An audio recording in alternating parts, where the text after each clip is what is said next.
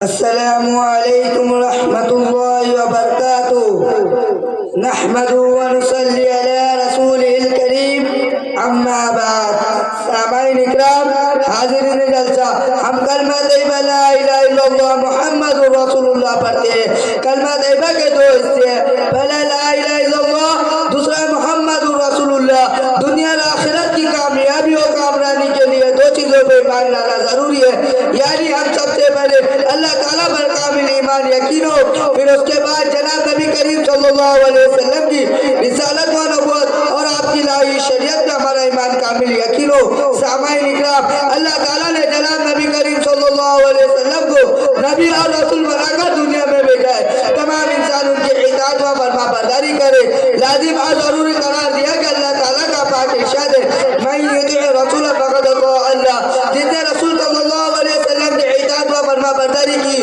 اس نے اللہ تعالیٰ کی اطاعت کی۔ حقیقت یہ ہے کہ حضور نبی کریم صلی اللہ علیہ وسلم کی اطاعت و فرما برداری کے بغیر خدا کی اطاعت ہو نہیں سکتی، اس لیے کہ دنیا میں خدا کا جو بھی پیغام ہمارے پاس ہو اس وقت تک موجود ہو وہ حضور صلی اللہ علیہ وسلم ہی کے واسطے ہمیں ملا ہے۔ حضور کی اطاعت گویا کہ اللہ کی اطاعت ہے۔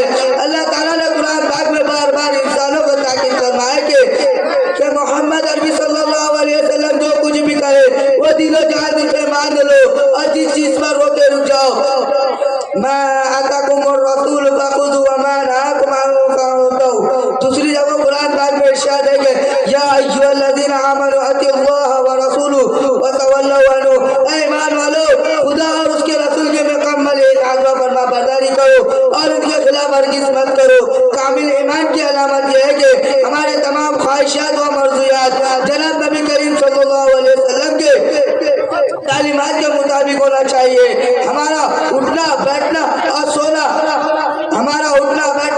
غرض دنیا کے تمام کام کاج جناب نبی کریم صلی اللہ علیہ وسلم کے طریقوں کے مطابق ہونا چاہیے۔